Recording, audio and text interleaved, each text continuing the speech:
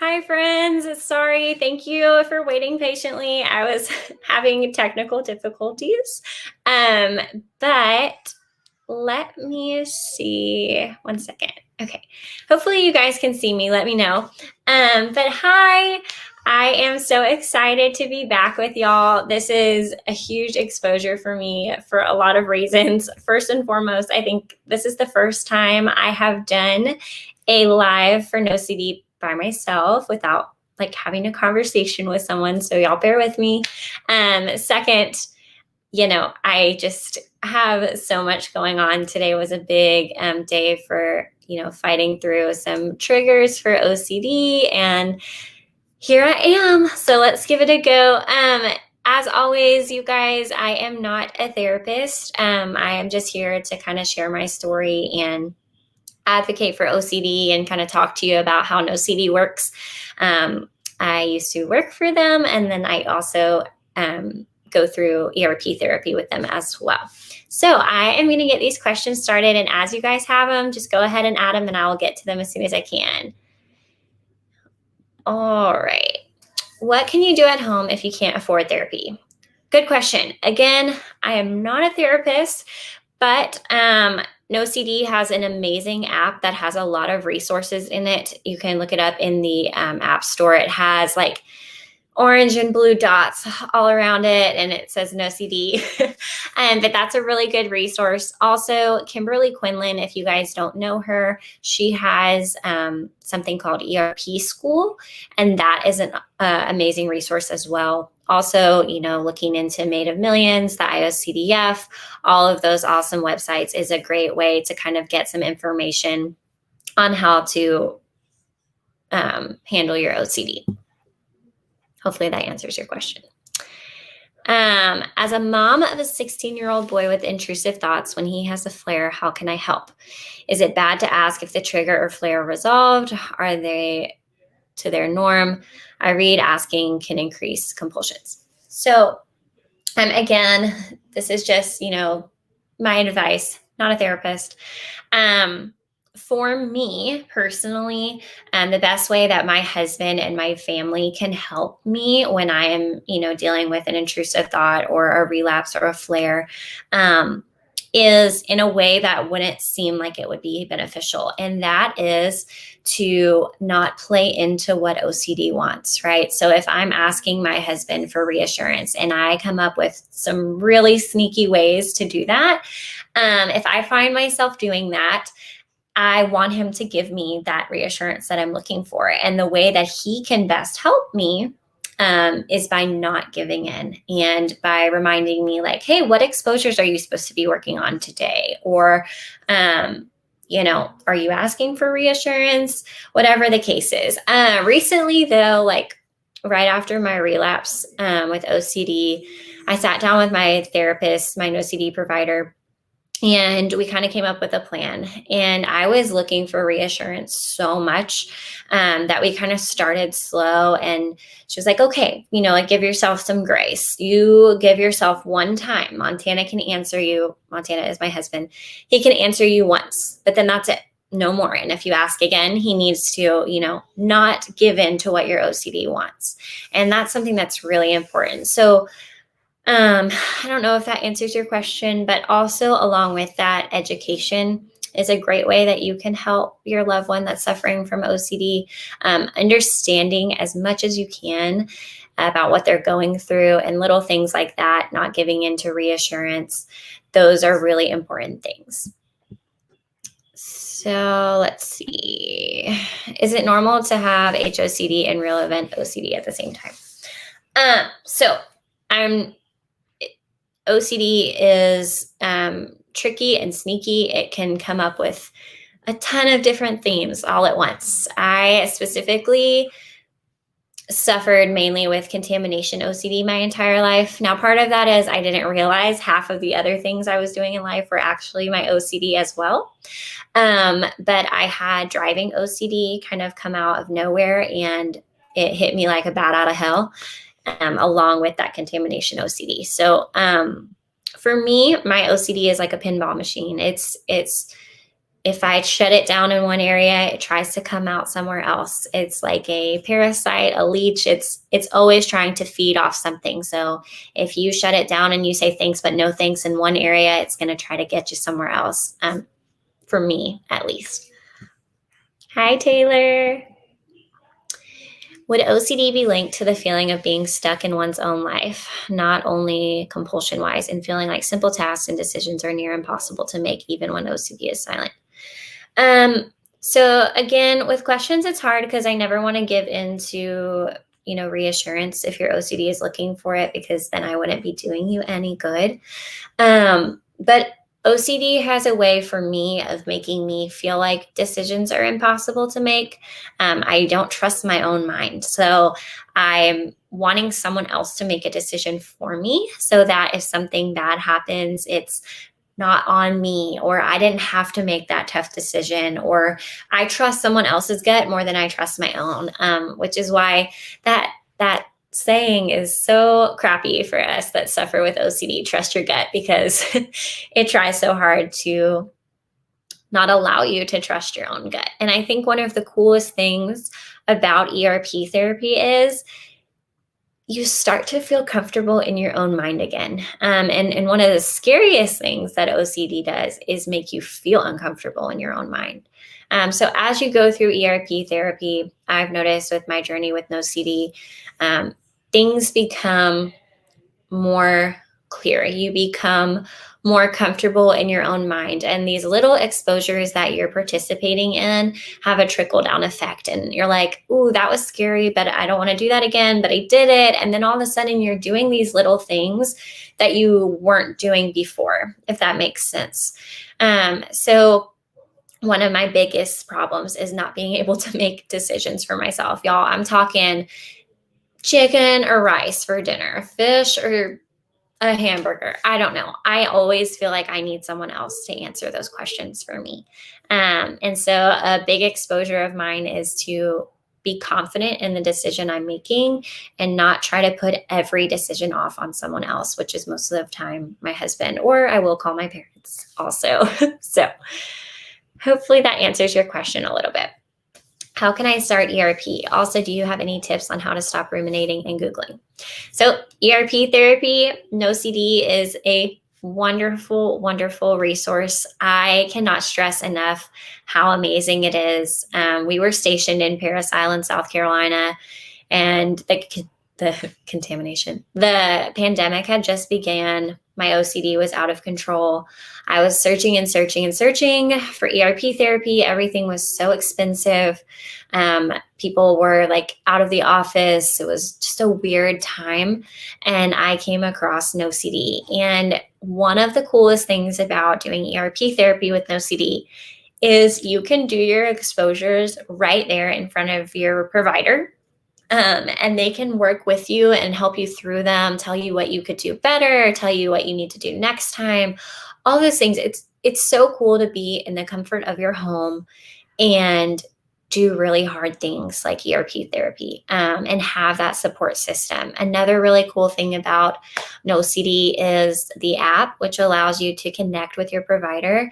I was worried about that at first because I didn't want to ever take advantage of that, and kind of like reach out for reassurance in that app. But it's a really good way to test yourself. And if you're having a really hard moment, you can message your provider.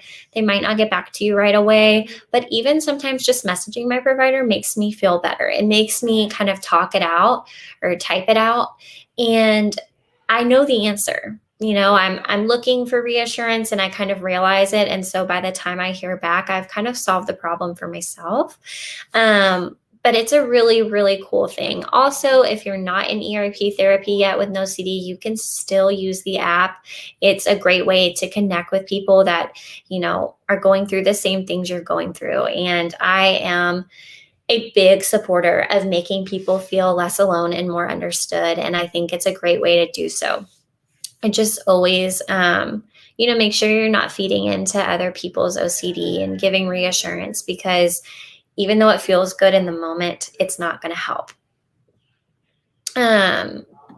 let's see. Why doesn't OCD respond to logic? Because it's allergic to it. No, but really, it's like their arch nemesis. OCD and logic, they just are like oil and water.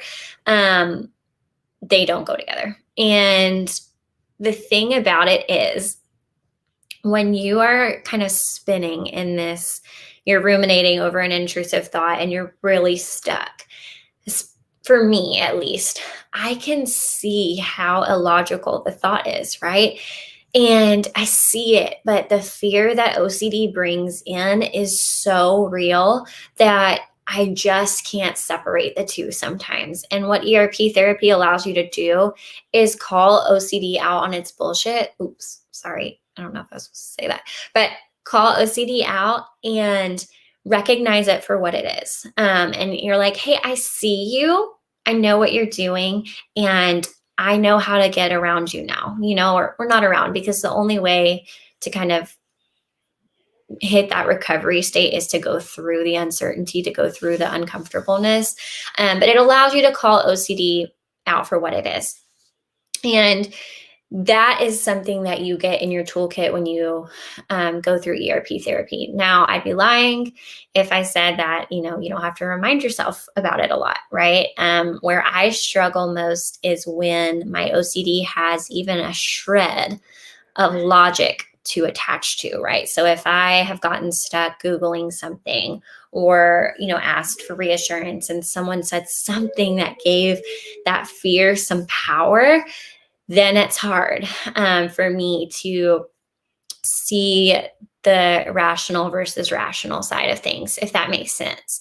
OCD will look for the smallest sliver of truth.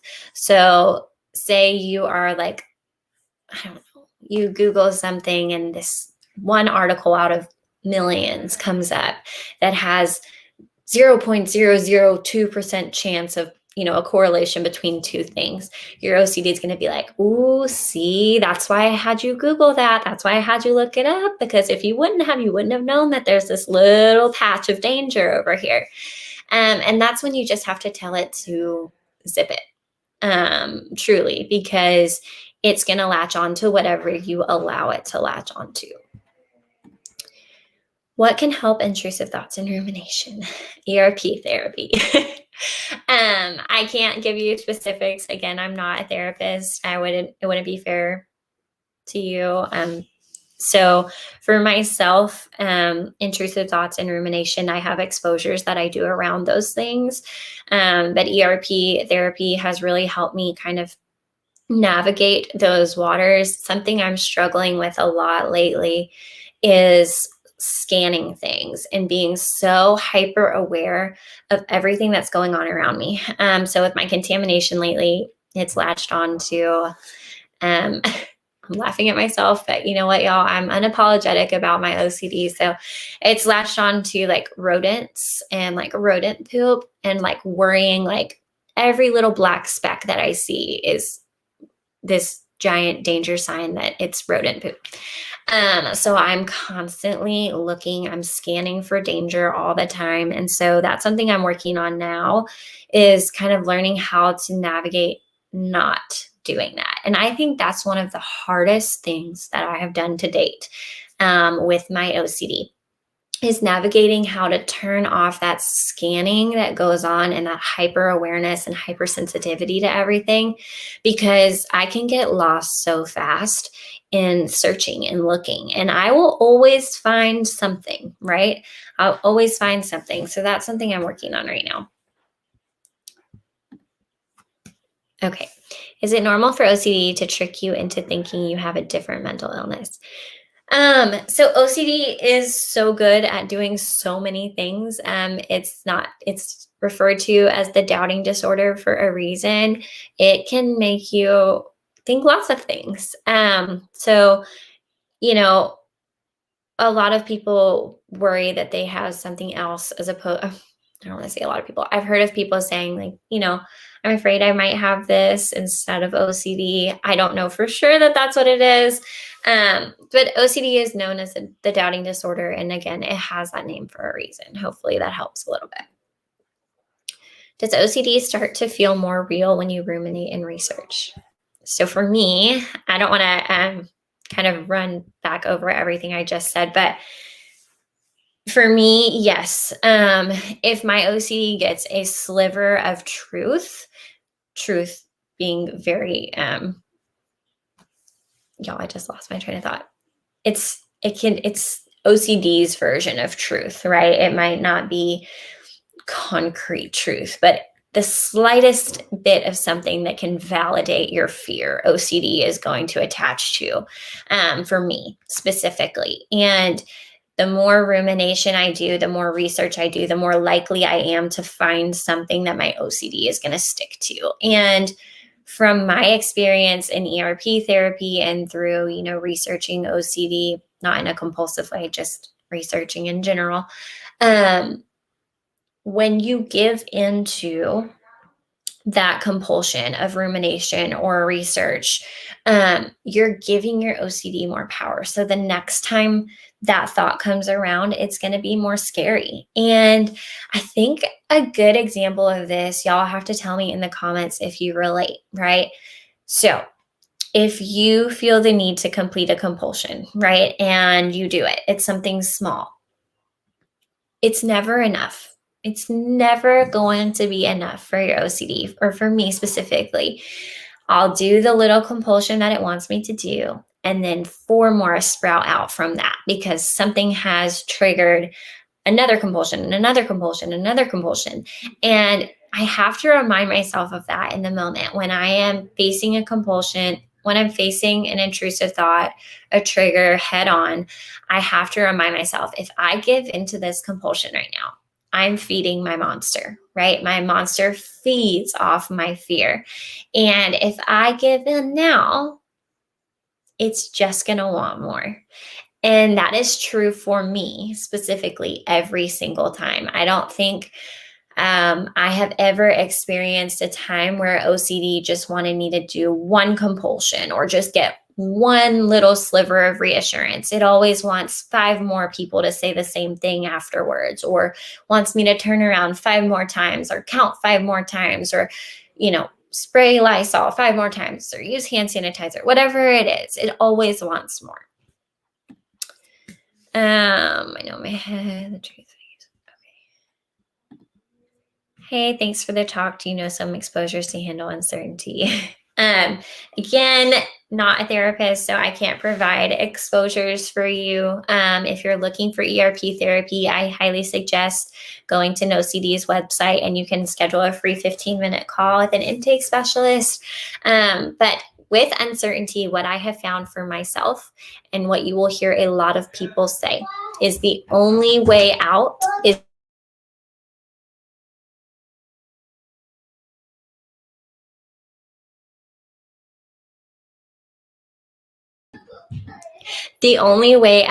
through.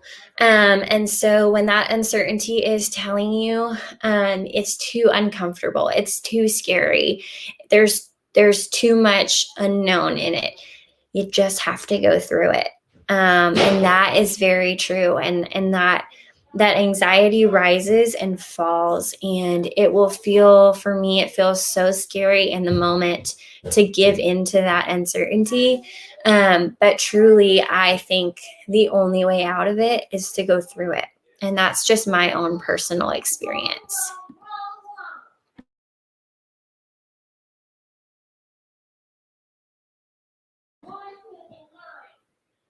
I don't know exactly how to answer this question, just because I'm not quite sure.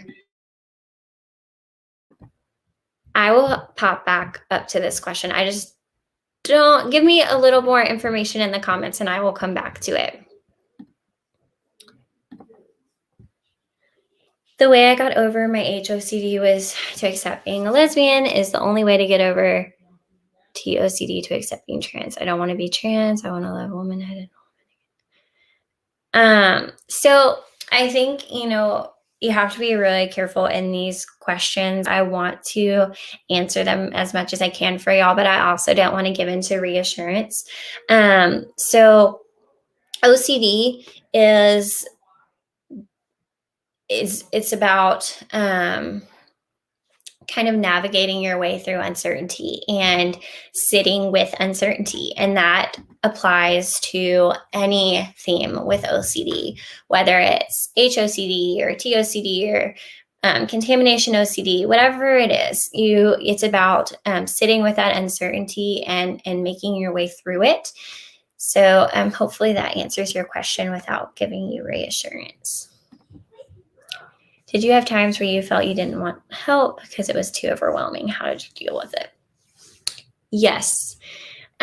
So I have found for myself when my OCD is loud, I want people to help me the way my OCD wants me to get help. I want them to give me the reassurance. I want them to help me avoid things, avoid confrontation with uncertainty, all of those things.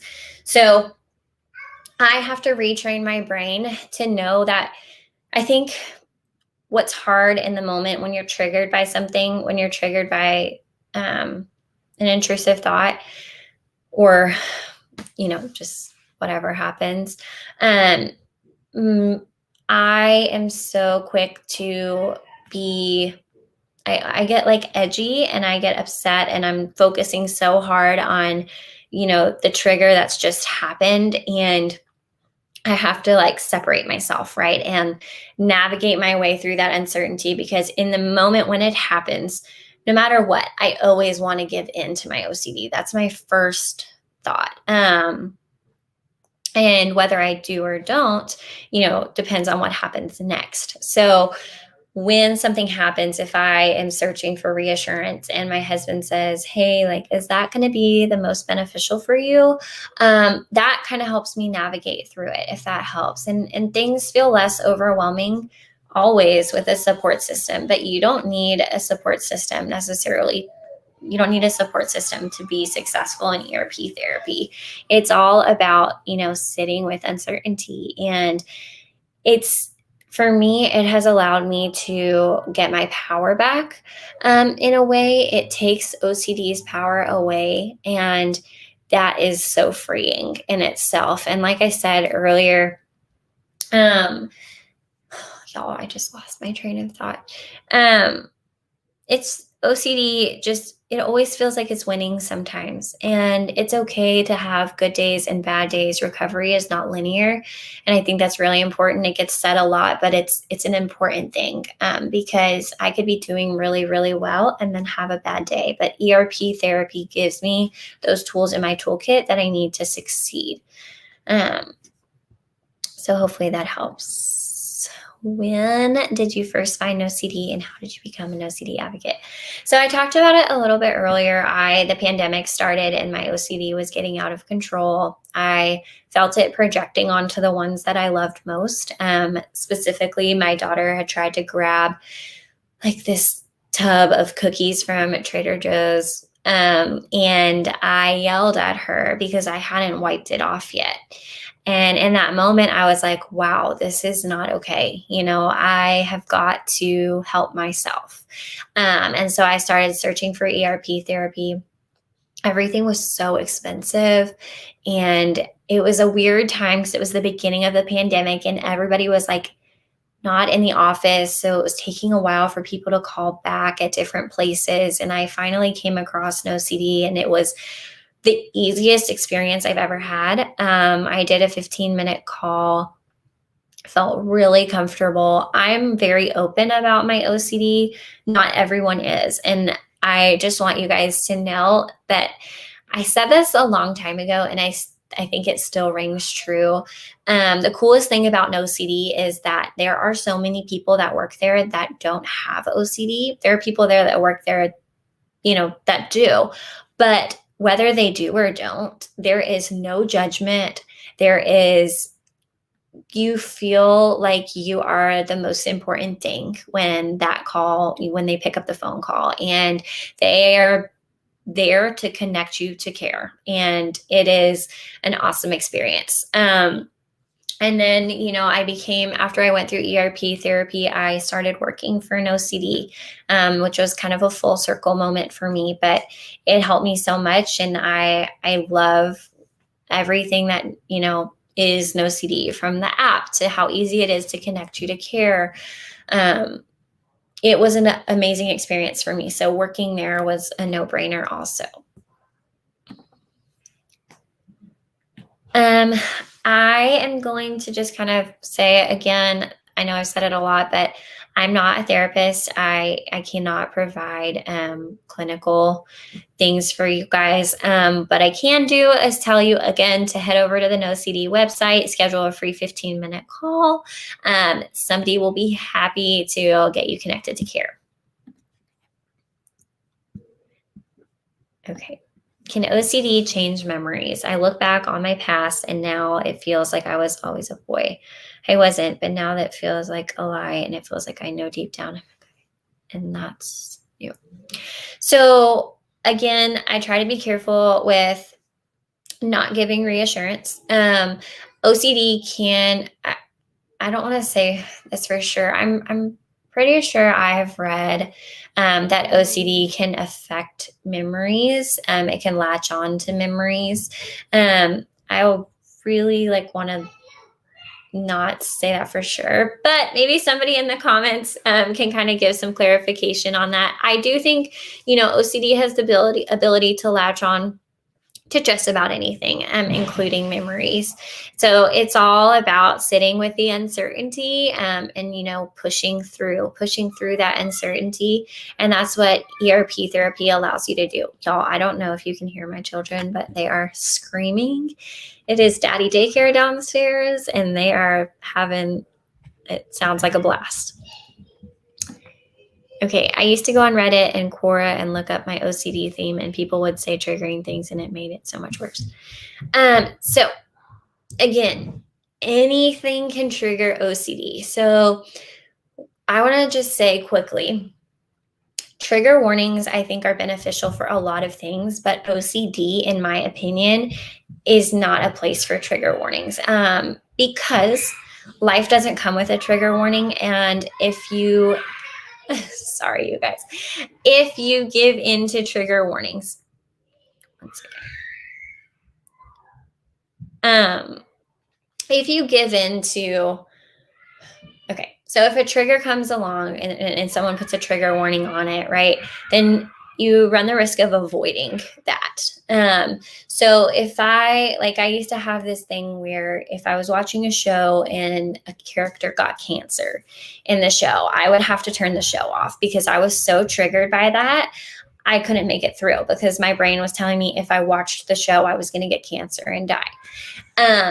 So if I read the description of a show and it said something about cancer or any sort of, disease or something like that, I would skip it entirely, right? And so I feel like that was kind of its own little trigger warning. And my OCD was like, oh, nope, no thanks, So I think that that's something that you just have to kind of ride a careful line on is when does avoiding triggering things to your OCD become avoidance, if that makes sense. How do you feel like yourself again and differ from real thoughts and intrusive thoughts? So this past relapse that I experienced with my OCD, I had a moment where I looked in the mirror and I just didn't even recognize who I was for a moment. And I don't know if that really makes sense, but I was just so in the thick of it and I was not helping myself. I was giving in to all the things that my OCD wanted me to give into. And by doing that, I was spiraling. And I think that I started to feel more like myself when I took my power back and I started to dig out of that hole that I was in. And, my dad always, my mom too, you have to help yourself, right? You have to help yourself. And so until I started doing that, until I started truly helping myself, getting back into ERP therapy, doing all of the things that I needed to do, then I started to feel more like myself again. Because for me specifically, when I feel myself spiraling with my OCD, my self-care goes out the window. My mind is so loud. So finding myself feeling more like myself, taking a long shower, shaving my legs, putting some makeup on, like doing those little things helped me, as silly and little as they sound, to kind of push myself back out, if that makes sense. I have a hard time saying maybe, maybe not to my intrusive thoughts. It makes me even more anxious and scared. Yep, that is the trick behind it all, right? It is very hard to sit with maybe, maybe not. Some big exposures I do literally consist of me sitting and thinking maybe, maybe not. And so you just have to sit with the uncertainty that comes with that. And I know that can be frustrating and annoying to hear sometimes because it seems so repetitive, but it is so true. And the more that I sit with that maybe, maybe not mentality, the less power it has over me. And I can feel that anxiety rise and fall. That's something I work with my NOCD provider, is sitting with that, and however many minutes it takes to get it from a heightened level of anxiety to a lower level of anxiety. And that is really cool because that alone trickles down into so much that my OCD does. And it allows me to take my power back in so many different ways.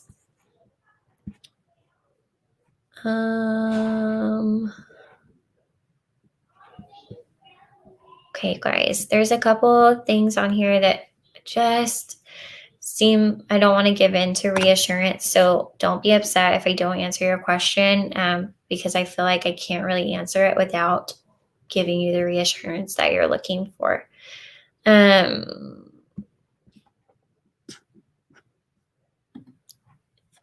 I just want to be me again, but it feels like it's changed. My entire identity has changed. Identity-based OCD has changed who I am at my core. Can it do that?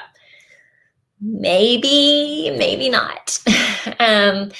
No, I think it's a really good example of where you just have to sit with the uncertainty behind that.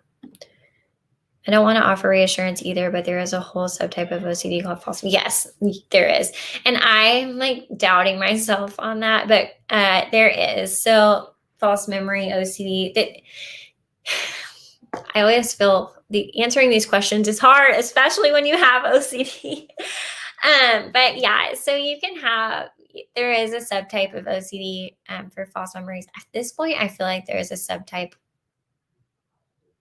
every subtype. Like OCD, to me, I just feel like it can be anything. Little things, y'all, like saying sorry all the time. I do that all the time, and I never knew that was my OCD, but it is. Okay. It affects every day of my life. I live in fear every day, and it has isolated me inside my house, my friends, my family, basically everything. Most days lately, I just feel like giving up. Sorry, y'all. I think it is really important in this moment to just reiterate that you are never alone. I don't know if you guys are a part, like, again, if you haven't downloaded the NOCD app, if you haven't looked for the NOCD community on Instagram, there are so many people going through the same things you're going through. And that's not to give reassurance. It's just a fact. My dad suffers from OCD, and actually my stepdad does as well. And I knew that my whole life, but I still felt so alone for some reason until I found that all of these people suffer with it, right? And all of these people my age or moms or whatever, somebody is going to relate to you and what you're going through. And OCD tries so hard to make us feel like we are completely and utterly alone, and that we should be so ashamed and we should be experiencing all of these things that it wants us to experience. And the truth is that, as silly and cookie cutter as it sounds, you are not alone. And I feel you when you say it isolates you from your friends and your family, because it can happen so quickly. I always tell my husband, if the shoe was on the other foot, I don't know how I would do. One of the hardest things for me is to look at my husband and think, wow, I feel so powerless in my own mind, but by proxy, can you imagine being a friend, being a mom, a dad, a partner, a spouse, a brother, a sister, whatever it might be, to someone with OCD and having even less control than we do? Because OCD is a family disorder. It affects everyone that we love, everyone that loves us. And even if they don't love us, it affects us, it affects them. And to have it affect them so much, but there's nothing they can do about it, right? That has to be so hard. And so again, you're not alone, and you're also not alone in the feeling that, it isolates you from people, because it will try to do that. For me, I just try to be very honest with my husband. I have him hop into some NOCD sessions with me.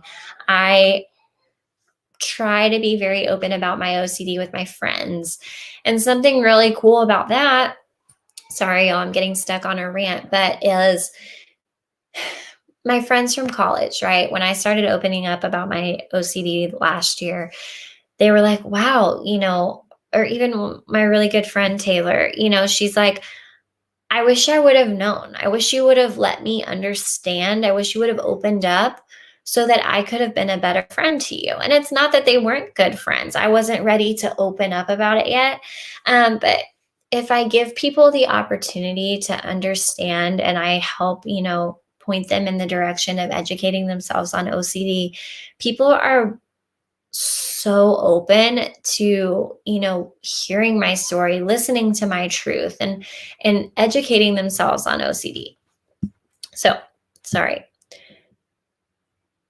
Intrusive thoughts before falling asleep. So I used to kind of deal with this in probably the not right way, but I would like turn a show on and watch a show until I would fall asleep, because if I was watching the show, I wasn't paying attention to what's going on in my own head. Again, not a therapist, but for myself, I really have to remind myself when I'm laying down and my mind is loud, to not give in to the compulsions that are trying to take place. Internal compulsions are some sneaky, sneaky little shits. And I'll be halfway through repeating something a second time, and I'm like, damn, like, I didn't even realize I was doing it, because it's become second nature to me.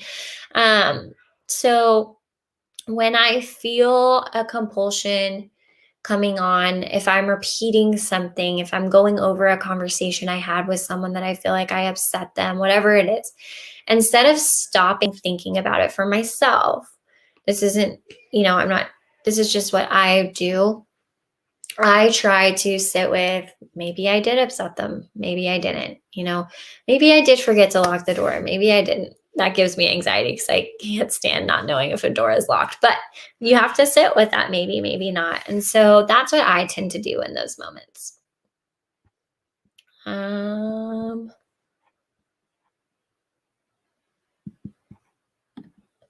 So I forgot what caused me awful anxiety. Then I felt really scared and nervous. Any advice? Thank you so much. God bless everyone. Oh, well, I'm not sure if this is going to answer your question, but I just kind of have an OCD funny moment. One of the ways that I cope with my OCD is through humor. And that might not be for everyone, but I try to laugh at myself as much as I can. Not really myself, but my OCD. So one night my husband was cleaning up the kitchen downstairs, and I had something that had been sitting on the counter. I can't even remember what it was anymore, but I had something that had been sitting on the counter forever. And he went to pick it up, and I was like, oh my gosh, don't touch that. And he's like, okay, like, what's wrong? What's wrong with it? And I'm like, I don't remember. And he's like, what? I'm like, I don't remember. He's like, so this is sitting here. It doesn't belong here, but I can't move it because you don't remember why.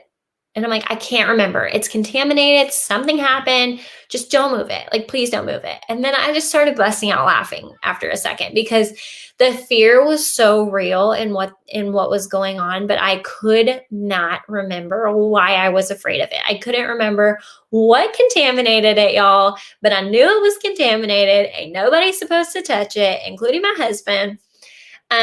Anyway, he did end up touching it, moving it, but just kind of as a funny moment, like my OCD will make me fear things that I've forgotten why I'm supposed to fear them in the first place. Something else I think that happens with that is an intrusive thought will seem so scary, right? And it'll be sitting there, sitting there, sitting there, and something else happens. And I'm like, damn, I could have fought that one off. I could have fought through that one. Now this one is so scary. That one seems like nothing. And I think that's a really good reminder of why OCD is so silly, but it's so powerful at the same time. And it makes you fear these things, right? The fear is so real. And truly, if you have never experienced the fear behind an intrusive thought, the fear behind something OCD is throwing your way, you can't explain it, right? Unless it's like that thing truly happening, right? Like my fear of my kids getting contaminated by something, right? Or myself, and then I'm not around to be their mom. That fear is so real, but you can't explain it to someone else. If they've never experienced how real it is, that's great for them. I wish I was them. But you can't fully put into words how real that fear is. Do I take medication for OCD? So when I was first diagnosed with OCD, oh gosh, probably 16 years ago, medication was thrown at me and that was it. And my mom used to always give me what I thought was a hard time. And she'd say, medication is good, but like, it's about retraining your brain. You need to like, work through it, do all of these things. And I was like, no, mom, I have medication for a reason. Like, it's not something I can just work through. ERP therapy, I didn't know anything about back then. But it turns out she was right. ERP therapy is something that, it's the gold standard treatment for OCD. It's really, in a way, like retraining your brain. But to answer your question, I haven't taken it in a long time, but I did not just. I got a prescription. My OCD latched onto it. But it is my goal to start taking my medication again. I don't know who this is, but hi. Okay. My mom and all my siblings have OCD, but for some reason I suffer mostly in silence for the first time I was 6 until I was 21. Yeah, again, OCD tries really hard to make us feel completely and utterly alone, even when we know people around us are suffering from it as well. There is something so empowering about finding someone that has the same intrusive thought that you did, and you're like, oh my gosh, I never thought in a million years anyone's brain could ever work that way, but here we are, and I made a post on my Instagram recently, actually it was a couple months ago, but where I was like, oh, your car can go from 0 to 60 in 3.5. Like my OCD can go from touching a door handle to dying of cancer in 3.5 seconds. I never thought of myself as creative until I realized how insanely creative my OCD is. And it's just one of those things you never wish OCD on anyone, but it's comforting knowing other people have experienced the intrusive thoughts that you have, or have, given into compulsions that you have. It's just that feeling of, feeling less alone and more understood. I never felt OCD made me feel ashamed. It was my relatives saying Linda, I'm so sorry. Yeah. OCD, again, we've talked about it before, but it can isolate you, right? This isn't something I talk about a lot, but I was bullied a lot in high school.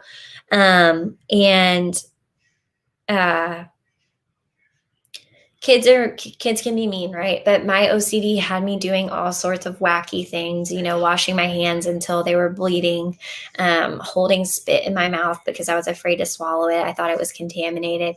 And so obviously I wasn't like making that many friends. And people that don't understand, it can create bullies. It can create mean people. And I think that is why I am so passionate about education for mental health in schools. If we spent even a little bit of time, educating people in high school and middle school on mental health, maybe more people would be able to get help. Maybe people would be more understanding, because I truly feel that education is power. And I think when people misrepresent OCD, it's because they truly are not aware of the damage that they're doing. Society has portrayed OCD as a quirk or something funny, and it's just not that. And all of us that are here right now, or that will watch this later, know that OCD is not funny. We can laugh at it in our own way, but it is a debilitating mental health disorder. And it's actually one of the top debilitating mental health disorders. And so I think, just if you are if you're able to give people education, send them to Made of Millions, send them to the IOCDF, send them to NOCD. Education is powerful. It's a powerful thing, and it allows people to understand what we're going through more. Some OCD originates with past trauma. Okay, yeah. Can you be happy again? Absolutely. Or I don't know if I should say maybe, maybe not. I am always, sorry, y'all, my children. OCD can make you put you in the darkest spot, right? It can make you, again, feel so alone. And it's lack of confidence in yourself, because OCD is so loud, right? I think of OCD as my annoying ass backseat driver that just will never go away. But it does, right?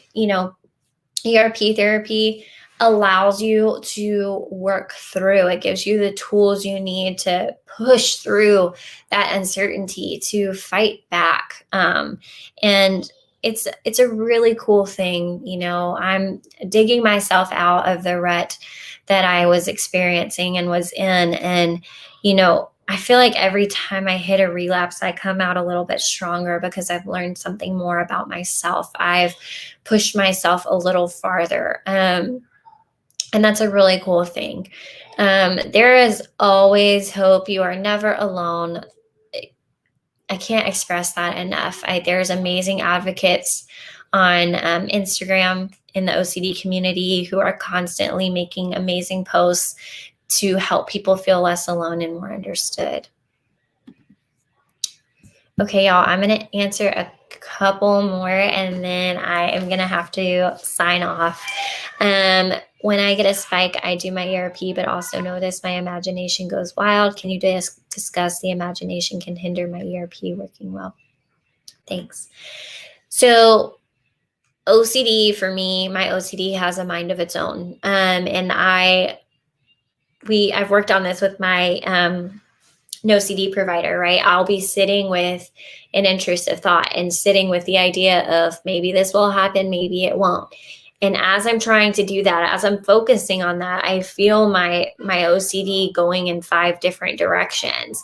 And I think for myself, what I've realized is, with the help of my OCD provider, is that when you take the power away from OCD in one spot, right? When you face an exposure, a really big exposure, it's gonna try to latch on to anything it possibly can on its way down. And it branches so quickly, and it runs wild so quickly. And that's one of its many talents. And the more that you fight back, the harder it tries to come back at you. And as you work through, for me, as I go through those exposures, those moments where OCD tries to latch on and attack me in other ways become less loud. I feel more equipped to deal with those. And so for me, when I'm focusing on maybe, maybe not for an exposure, and my OCD is like, oh, but what about this? What about this? Did you think about this? I really try to just kind of come back to the center and think the same thing. It it's the same for everything. It's maybe, maybe not, maybe that will happen, maybe it won't. And so really not letting OCD run with all of those other things and just sitting with what it is that you're trying to sit with, sitting through the exposure you're trying to get through. It's really, really important. Okay, one last question. If anyone has anything, I really hope that anytime I come on here and do one of these, my goal is always to just help someone feel less alone and more understood, even if it's one person. I think one of the most beautiful things about being an OCD warrior, because y'all make no mistake, we are warriors. You are friends, spouses, brothers, sisters, partners, teachers, nurses, doctors, anything under the sun, but you're also fighting this invisible battle in your brain all day long. And I think it's really, really cool to, as a warrior, as an OCD warrior, find purpose in the pain. And so I love sharing my truth with each and every one of you in the hopes that it makes you feel less alone and more understood, or that my truth helps educate someone that doesn't understand OCD a little bit more. So thank you guys so much for sitting with me for this past hour. I really appreciate it. I'm sorry for the technical difficulty at the beginning, but I really enjoyed this time with y'all, and I hope I was able to help you guys feel less alone and more understood. Night, y'all.